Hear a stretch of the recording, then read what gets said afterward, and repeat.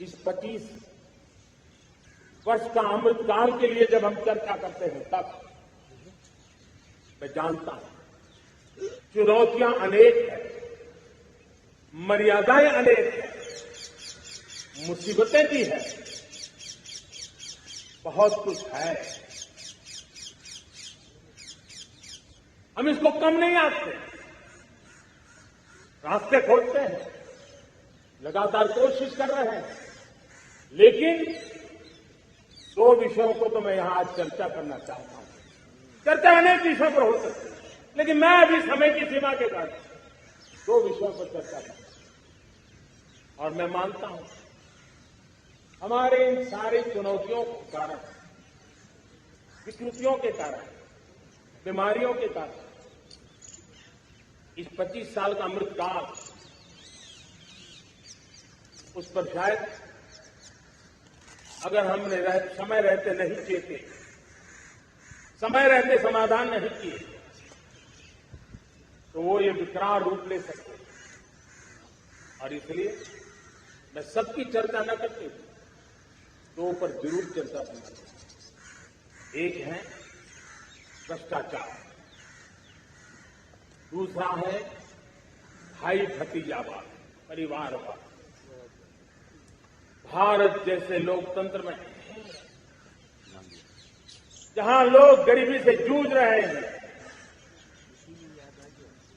जब एक तरफ से देखते हैं कि एक तरफ वो लोग हैं जिनके पास रहने के लिए जगह नहीं है, दूसरी तरफ वो तरह लोग हैं जिनको अपना चोरी किया हुआ माल रखने के लिए जगह नहीं है।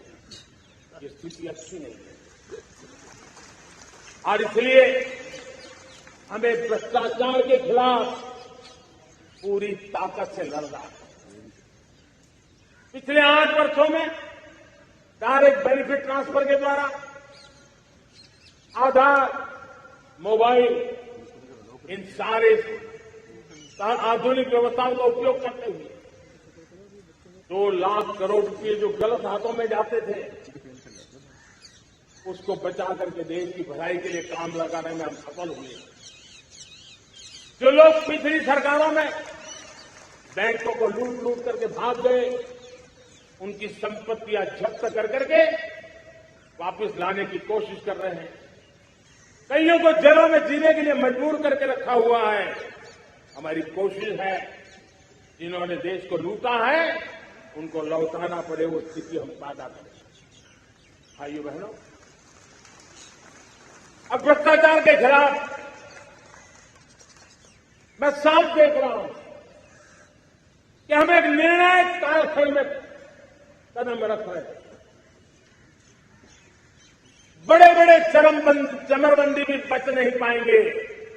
इस मिजाज के साथ भ्रष्टाचार के खिलाफ एक निर्णायक कालखंड में हिंदुस्तान कदम रख रहा है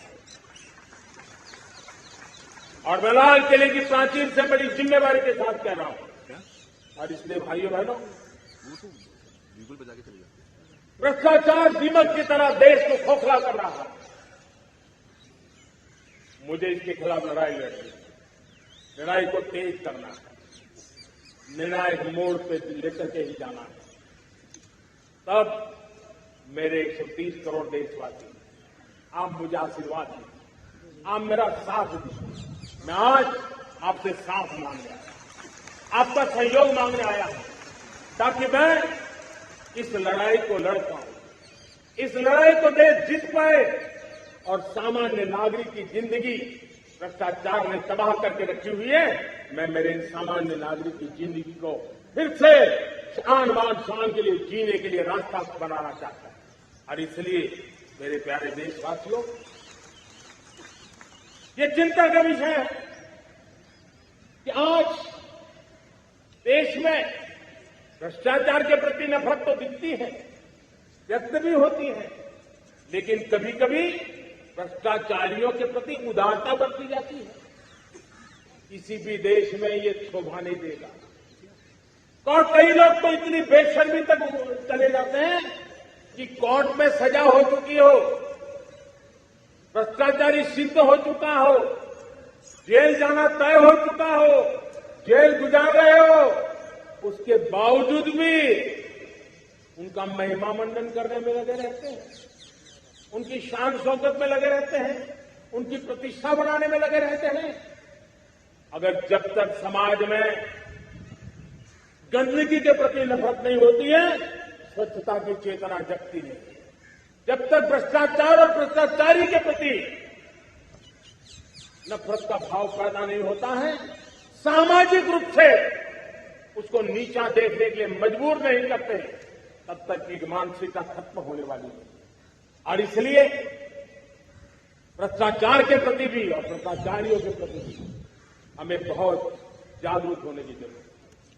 दूसरी एक चर्चा मैं करना चाहता हूं, भाई भतीजावाद। और जब मैं भाई भतीजावाद, परिवारवाद की बात करता हूं तो लोगों को लगता है मैं सिर्फ राजनीतिक क्षेत्र की बात करता हूं। जी नहीं, दुर्भाग्य से राजनीतिक क्षेत्र की उस बुराई ने हिंदुस्तान की हर संस्थाओं में परिवारवाद को पोषित कर दिया है। परिवारवाद हमारी अनेक संस्थाओं को अपने में लपेटे हुए है और इसके कारण मेरे देश की टैलेंट को नुकसान होता है, मेरे देश के सामर्थ्य को नुकसान होता है। जिनके पास अवसर की संभावनाएं हैं वो परिवारवाद, भाई भतीजे के बाद बाहर रह जाता है। भ्रष्टाचार का भी कारण ये भी एक बन जाता है ताकि उसका कोई भाई भतीजे के कार्य आसरा नहीं है तो लगता है चलो भाई कहीं से खरीद करके के जगह बना लो।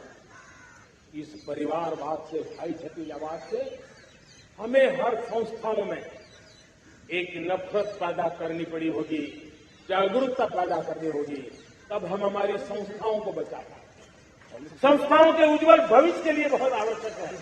उसी प्रकार से राजनीति में भी परिवारवाद ने देश के सामर्थ्य को सबसे ज्यादा अन्याय किया है। परिवारवादी राजनीति परिवार की भलाई के लिए होती है, उसको देश की भलाई से कोई लेना देना नहीं होता। और इसलिए लाल किले की प्राचीर से तिरंगे झंडे के आन बान शान के नीचे भारत के संविधान का स्मरण करते हुए मैं देशवासियों को खुले मन से कहना चाहता हूं, आइए हिंदुस्तान के राजनीति के शुद्धिकरण के लिए भी, हिंदुस्तान की सभी संस्थाओं के शुद्धिकरण के लिए भी हमें देश को इस परिवारवादी मानसिकता से मुक्ति दिला करके योग्यता के आधार पर देश को आगे ले जाने की ओर बढ़ना होगा।